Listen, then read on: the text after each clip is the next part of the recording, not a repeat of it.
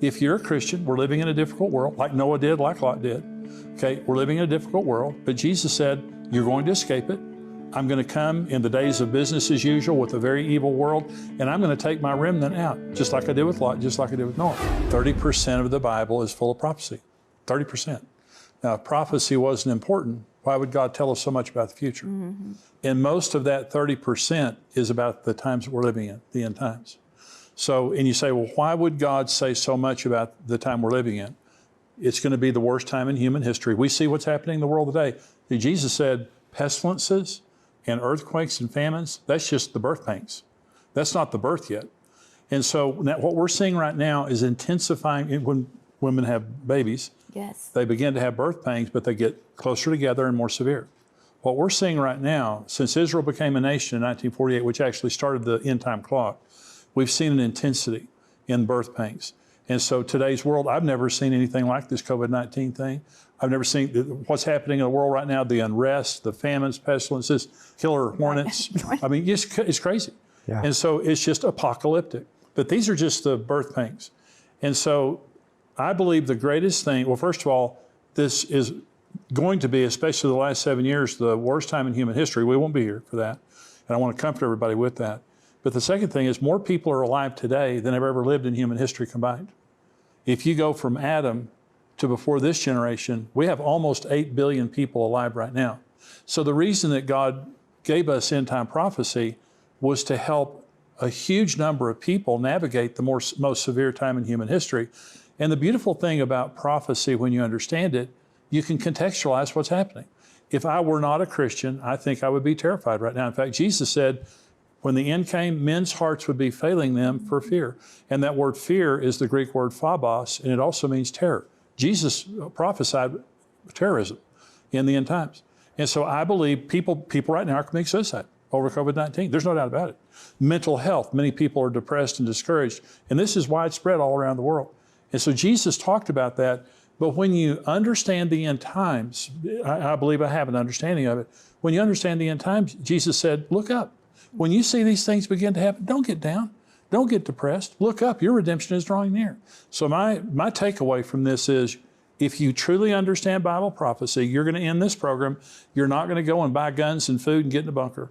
You're going to understand that Jesus Christ is coming to take his bride, the church, to be with him.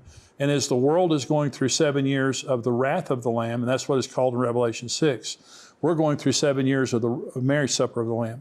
And so Jesus said, pray that you may be worthy to escape all these things that are going to come to pass and to stand before the Son of Man. Why would Jesus tell us to pray that we could escape? The word escape there means escape. It means get out. Jesus said, my coming will be like the days that Lot went out of Sodom and Gomorrah. Okay, he was saying, my return will be just like the day that Lot went out. He didn't say, pray that you may be worthy to endure all these things. He said, pray that you may be worthy to escape. So I believe that we're living in a time prior to the rapture, the return of Jesus for his church. I believe these are severe times, but it's nothing compared to the tribulation. Yeah. The rider on the pale horse in Revelation 6 kills a quarter of mankind. Okay, right now there'd be almost 2 billion people. In Revelation 9, 3 plagues kill a third of mankind. In Revelation 16, all sea life is dead. And a star called wormwood hits the earth and decimates the earth. In Luke 17, the coming of the Son of Man will be like the days of Noah, buying, selling, marrying, giving in marriage. We're living in those days right now. Mm-hmm. Noah was building his ark. He was an idiot. He had this huge ark on dry land. It had never rained. He had no trailer to pull it to the lake. I mean, he's just sitting there on dry, and he was an idiot until the rain started. Yeah. And when he was on the ark and the rain started, this idiot became a genius. And I'm saying your friends may make fun of you, or your family may make fun of you, or other people may make fun of you. But I'm telling you, when the rapture comes, you're going to be a genius when you're prepared for that day. But Jesus said it's going to be business as usual. Okay, so let's go to the end of the tribulation. And in Matthew 24, by the way, Jesus describes a rapture at the end of the tribulation. He said, immediately following the tribulation of those days, the Son of Man will come, gather the elect from the four corners. That's the rapture for people who got saved during the tribulation, because there will be millions, if not billions, of people that get saved during the tribulation. At the end of the tribulation, Jesus said, unless those days had been cut short, no flesh would have survived. Luke 17, he said, it'll be like buying and selling, marrying and giving in marriage, like the day that Lot went out of Sodom and Gomorrah, just, everybody mocking, everybody sinning. You can't get those two texts confused, because you have to understand, marrying and giving in marriage, buying and selling, planting and building, at the end of the tribulation, the earth is a smoldering ruin. Jesus said those days will be so severe, if I didn't cut those days short, no human being would survive. Okay, Zechariah 14, by the way, described nuclear holocaust. And so you just have this situation in the Bible where it couldn't get better for a Christian. If you're a Christian, we're living in a difficult world, like Noah did, like Lot did. Okay, we're living in a difficult world, but Jesus said, you're going to escape it.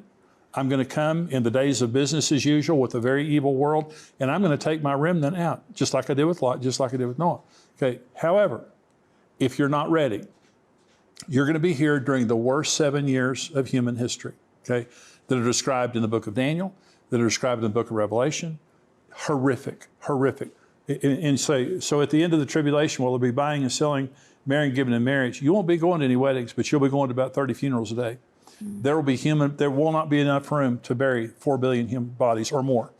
And so we're living in the days prior to the return of Jesus, okay, the rapture of the church, prior to the tribulation, and every person who's a Christian, you're going to go. The only thing required to go on the rapture is just to know Jesus Christ. And so, and by the way, in Luke 17, Jesus said in Matthew 24, 2 men will be standing in the field, one taken, one left. And the word for taken there is the word paralambano in the Greek, and it means to receive into yourself. And you say, well, why would Jesus, and this is a selective rapture. Jesus knows who belongs to him. Okay, so why would Jesus use the word paralambano in that text to say taken? Okay, because in John 14, he said to the disciples, I'm going away to my Father's house, and I'm going away to prepare a place for you. And if it were not true, I would have told you. And as surely as I go away to prepare a place for you, I'm going to come back and take you, paralambano, to be with me, so that where I am, you can be also, and you'll be with me forever. And so Jesus today is at his Father's house, the New Jerusalem, okay? Jesus is at his Father's house, and he's preparing a place for us. When a Jewish couple got married, they were betrothed. They weren't married. But it was legal. They were betrothed, and they had a glass of wine. And when they finished having the glass of wine, the groom would say to the bride, I will not drink this again until I drink this with you in my Father's house. And he would go to his father's house. The bride would stay in her house. She had to sleep in her wedding dress. And all the bridesmaids had to sleep in their wedding clothes. Okay. And she had to keep a lamp because the groom always came at night, or almost always came at night. So the groom would go back to his father's house and build a huppah, build a wedding chamber. And when he was finished building the wedding chamber, he could not go back to get his bride. It was typically about a year. He couldn't go back and get his bride without his father's permission. Jesus said, no, I don't know the day or the hour. Only my Father knows. If it took the average Jewish man a year to prepare a place for his bride, Jesus had been gone 2,000 years. Can you imagine what that place is going to be like? So Jesus is preparing a place for every single person watching right now. If you're a believer, he's preparing a place, and as surely as he left, he's going to return. Okay, this is the importance about the teaching of the return. Jesus promised he was going to return. Mm-hmm. I'm going away.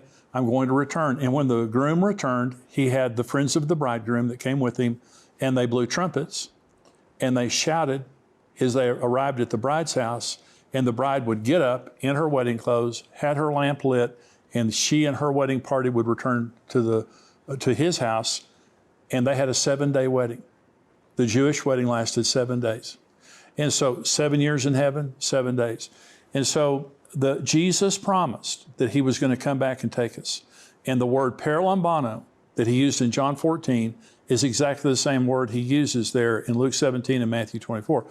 We're waiting for the return of Jesus to take us to be with him forever and to marry him in his Father's house. At the Last Supper, he had a glass of wine with the disciples. And he said, I won't do this again until I do it with you in my Father's house.